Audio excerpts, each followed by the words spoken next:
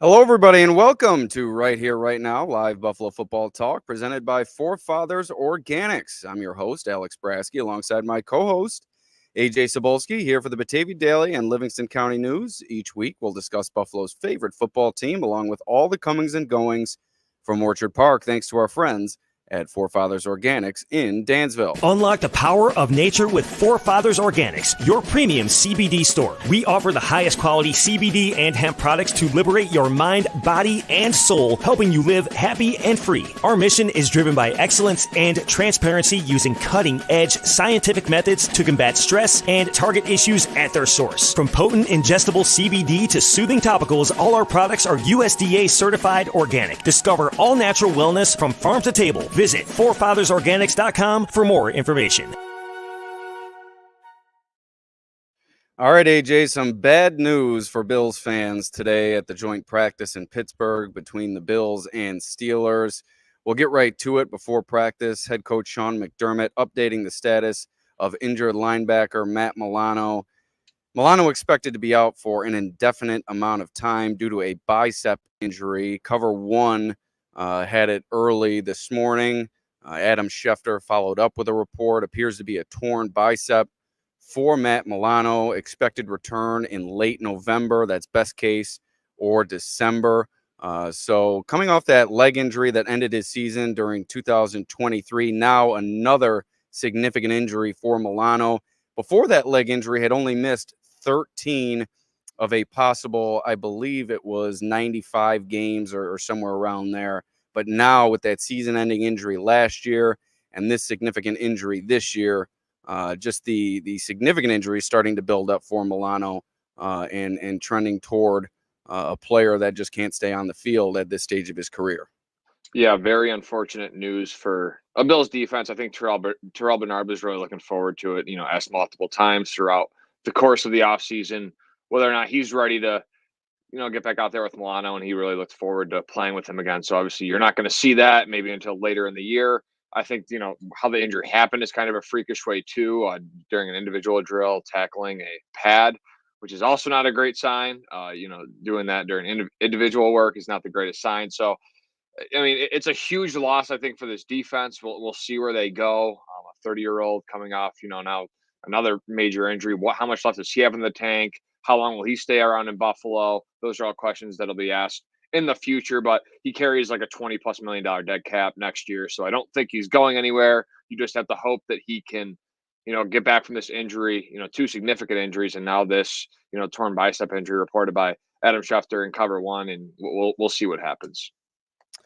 Yeah, just certainly disappointing to see Matt Milano, one of the hardest workers on the Bills roster, and his teammates and coaches consistently comment on that diligent nature that Milano holds, and to work his way all the way back from that leg injury, appear set to start the season on the field, and then to sustain another injury that's going to keep him out for an extended period of time. Just so disappointing. And a few of his teammates spoke on it after practice. It seemed as if the media alerted Deion Dawkins to the injury. It seemed as if he wasn't aware of the significance of Milano's injury. Said the injury news hit him hard.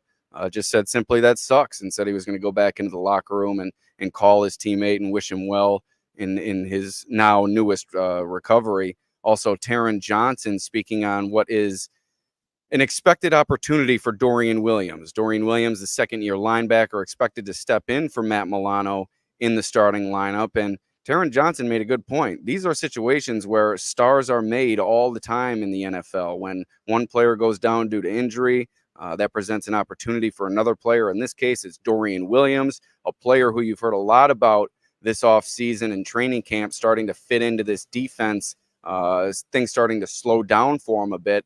And now going to have to put that to the test as he'll be thrust into action with the starters here. Yeah, Dorian Williams, big opportunity.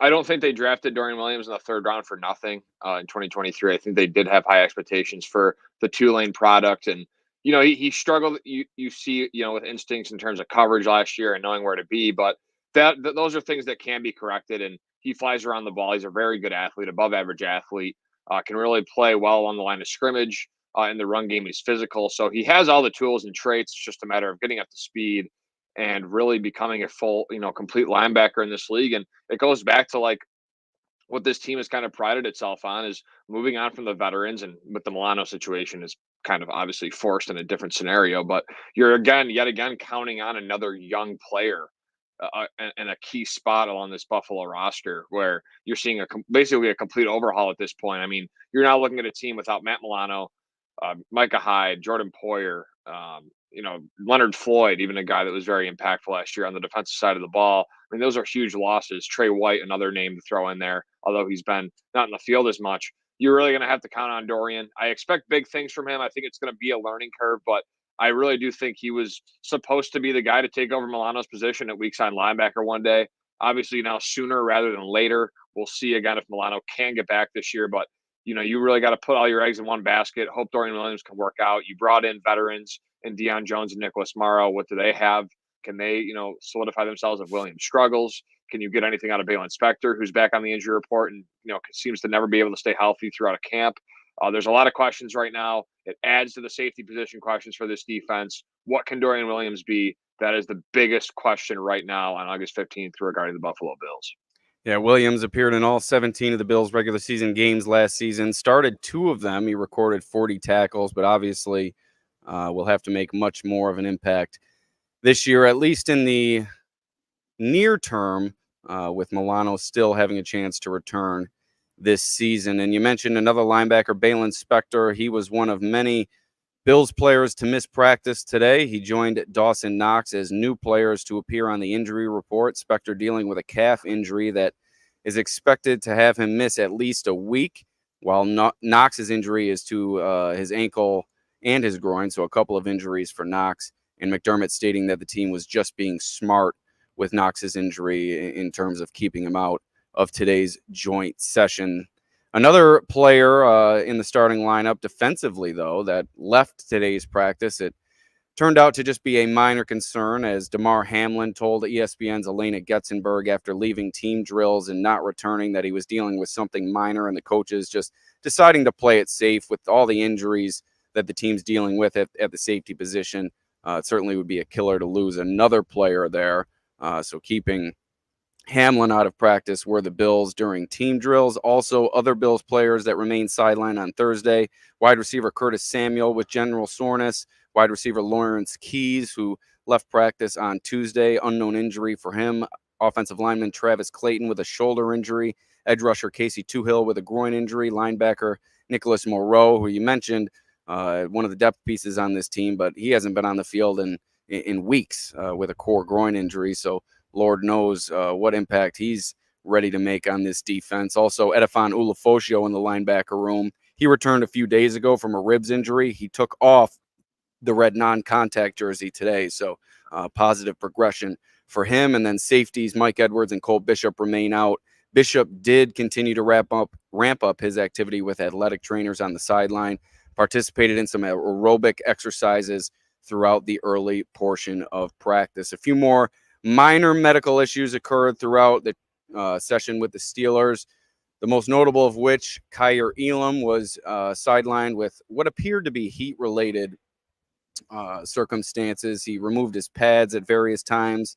One time put them back on and then had to take them back off. He was taking oxygen on the sideline. Temperatures were in the mid to upper 80s throughout the session. Not much breeze, although I am feeling a bit of a breeze now. So it certainly had to be tough for the guys out there practicing. I know it was tough for us media members. There were a few minor dust-ups throughout the practice, but none that lasted more than a few moments. At one point throughout team drills, Dorian Williams actually batted a ball down at the line of scrimmage, flexed on a Steelers player, causing the Pittsburgh player to respond with a shove. And Sean McDermott said before the practice, any player that got into a fight was going to be removed, and we didn't see that happen today. Just a few minor dust-ups during the session. So a lot to unpack there, AJ. Before we get to the performance takeaways, just your thoughts on the growing injury report here. Knox and Spector there now, and Spector, obviously a significant development here with the loss of Milano, and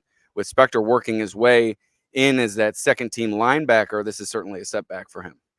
Yeah, definitely. The injury list, I feel like, keeps getting longer at this point. Every time we do this segment for the Right Here Right Now pod, it seems just a little bit more players added to it and such. So not a good sign injury-wise for the Bills so far throughout, the first month here or so of getting back to action, and you just gotta hope that it can fix itself. It's the NFL. Injuries happen all the time, so you really, I mean, you still got 2 preseason games left, a lot of practice, so there's still a lot of time left before the regular season even kicks off at this point. So good to see that Damar Hamlin, I think, stepped away and they didn't put it back out there. They can't afford. I mean, they really can't afford another injury at that position with Edwards and Bishop still, have been out for a couple weeks now and have not returned. So you really can't afford an injury at that spot.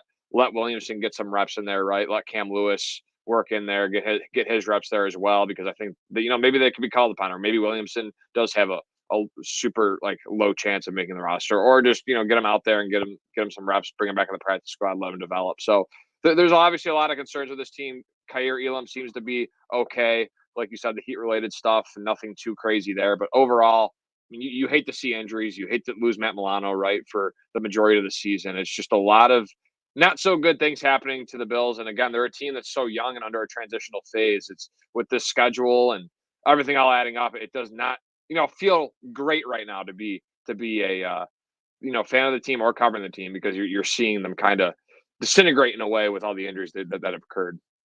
Yeah, and Lewis was the one who came onto the field for Hamlin first upon his exit. So Lewis seeing some increased reps at the safety position in recent days. About halfway through a short pod here, the Right Here, Right Now podcast. Let us thank our sponsor, Forefathers Organics in Dansville.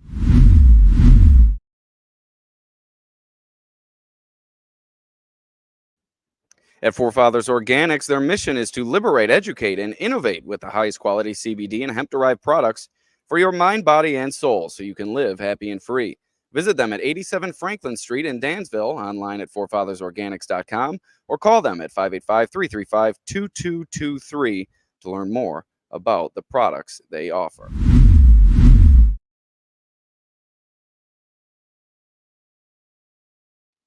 All right, AJ, plenty of takeaways stemmed from the action on the field on Thursday. An up and down day for Keon Coleman. We've heard so much about him throughout training camp, these highlight reel catches that he's going up to make seemingly day after day. But today, during one-on-one drills, a bit of an up and down session, as I said, some struggles in separation for Coleman, working against Beanie Bishop Jr. and Joey Porter Jr., 2 cornerbacks for the Steelers. He was able to break free from one of the lesser-known commodities in the Steelers secondary later on during the drill, and Zion Gilbert was able to come away with a touchdown. But Coleman showing some difficulty in separating down the sideline. And like I said, that contested catchability has fit the bill here to start his career, but some of those separation issues that people were concerned with also somewhat fitting the bill, which is a concern, I think. Yeah, there's, like I've said kind of throughout a lot of pods, it's been nice to see him again win in the red zone and win in those high leverage situations, be able to bring down the ball, use his leaping ability, even sometimes in space, to go up and grab some high throws from Josh Allen. But you're still seeing the rookie struggle as a complete receiver, and that's what you expect from a guy drafted in the second round. I don't think, you felt like that draft class after Rome Odunze, you had Marvin Harrison Jr. and Malik Neighbors. Those 3 guys felt like the complete dudes in the draft. Maybe throw in Brian Thomas Jr., but I still think he had some work to do in terms of route running and underneath work. So you really had 3 complete receivers in the draft. They all went early, and they all went, in the top 10 relatively. So you have, after those 3, it was kind of you don't know what you're going to get a lot of the time with these guys. So I think with Coleman, again, the big body, the athleticism, they added someone that they needed. They felt is kind of like to build out that starting 5 in a basketball lineup. They felt like Keon Coleman kind of complemented that, and they were able to do that. Josh Allen, really liked him, I think, coming out. We'll probably watch some of his film or his highlights and liked what he saw. So you need to see the separation become more of a focus, and maybe that will, down the stretch here, we can see him, separate more consistently. But for now, he's going to have to keep winning with, his physicality, athleticism, and his consistent hands. I mean, he can catch the ball really well. So there's a lot to like, but again, there's also some concerns as to, can he be a complete receiver at the NFL? But that's okay, because he's a rookie. So don't think that's like I'm really concerned about it. I think it's just that's a rookie, and that's how it goes.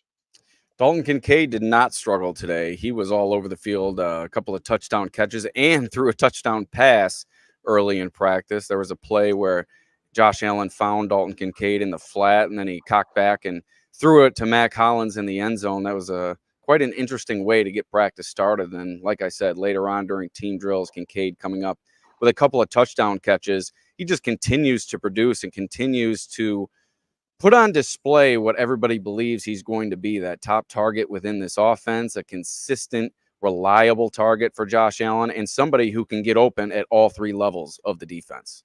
Yeah, and I know we're probably going to get to him, but it feels like at this point, Dalton Kincaid and Khalil Shakir are kind of taking the reins as maybe the top two pass catchers on this Bills team. You've seen it consistently throughout camp.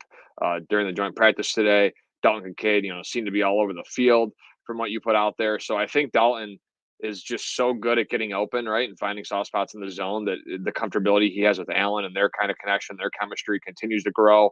You really expect big things from Dalton Kincaid, and there's not really much not to like about his game. I think he really can be, like we said with Coleman, how he still has to figure out some kinks to his game. I think with Dalton Kincaid, you have a complete guy right in front of you. He can do everything you ask him to. He's willing to work as a run blocker. I don't think he was as bad as people thought he would be in the NFL. So there's a lot to like as a complete tight end in the NFL. And you mentioned Khalil Shakir, another consistent target for Josh Allen that had a great day today. It seems like every day Shakir making a positive impact. And he caught what was probably the throw of the day from Josh Allen, a feathered pass down the right seam, about 20 to 30 yards in the air, just fit it right over the outstretched arm of a defender, right into the hands of Khalil Shakir, who caught it in stride and galloped into the end zone for a touchdown. I mean, this connection is just consistent as consistent can be. And the Bills have been looking for a target like Shakir, I think, over the past number of years, someone you can find in the short game, work that yards after catch, and just be a reliable target at all levels on the outside. And he's certainly turning into that for Josh Allen throughout training camp and now the preseason. Yeah, that looks like to be I think him and Samuel have really separated themselves from Keon Coleman, Mac Hollins, MVS, those guys. I think there's a kind of like, if you were to tier it right now, I'd put Shakir and Samuel in that top tier in terms of pass. I'm not so sure. Coleman's up there with Samuel and Shakir in terms of opportunities during these practices. Okay, so throwing Coleman there, I still think production-wise, usage-wise, I have Coleman or Shakir and Samuel leaps above Coleman as of now. Now that could change, but I think again with Shakir, he's just been an overall, route running killer. I would say, right? Consistent hands, good after the catch. He's just kind of the complete package at receiver. Kind of Amon-Ra St. Brown-esque. You see a lot of comparisons thrown out there to him, the Detroit Lions receiver. So I think both, they were both day 3 picks. I think Shakir can just be a complete guy, and you see his work as a pass catcher and his consistent hands. He hasn't really had many drops. We're not talking about that part of his game anymore. So he's really progressed as a player. Ray Davis also had a great rep today. He's shown his pass catching ability throughout training camp and during that preseason game had a nice catch as well. Today, he just left a Steelers linebacker. I believe his name was Landon Roberts over the middle, just kind of on a angle route, just broke it down at the top of the route and broke into the middle of the field wide open. Couldn't find any room to run this past Saturday. Perhaps he'll have a better opportunity to show his stuff in that regard this weekend. But in terms of that dynamic ability that you saw from him in college, Ray Davis has put that on display for the Bills thus far to start his career. Yeah, Ray Davis has, I'm really excited about the guy. I think when you put it out there, it made me excited to see that, you said basically he used a nice route to get open and free himself up against a linebacker. That's what you really want him to do, right? That's going to be his role in this offense as a complementary to Cook. So I think, you putting that out there kind of, to me, says that they're really trying to utilize Ray Davis to his strengths. And again, I think he can be a physical guy. He can maybe be using the goal line. There's a lot they can do. Someone asked me on Twitter yesterday, what do you expect out of Ray Davis in the red zone? And I think you might see him a lot, but I also think they'll probably spread it out a lot and give James Cook opportunity as a pass catcher. So I think you can do both things, maybe even do some inside handoffs and shotgun with James Cook. So they can really be creative in the red zone. Alex, I want to ask you real quick, because I'm thinking about it with back to Dorian Williams conversation, because that's, obviously the huge topic. Do you think that Dorian Williams needs to take a Terrell Bernard-esque leap in his second season as the, starting, assuming he starts next to Terrell Bernard? Do you think he needs to take that type of leap in order for the Bills defense to be successful? Or do you think he just needs to be, an average, steady guy that, can get the job done and does what he's asked to do? Not sure if he needs to take that step, but boy, that would be a boon for the Bills if he took that sizable of a step. I'm not sure if you can expect that. The step that Bernard took last year was really one that you don't see many players take. He went from someone competing for the job in the preseason to, in my opinion, being one of the best middle linebackers in the league come season's end.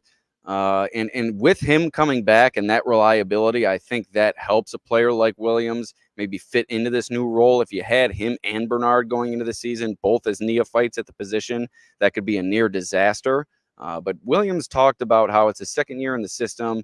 He's learned from players like Tyrell Dodson, who departed through free agency, obviously Milano and Bernard as well.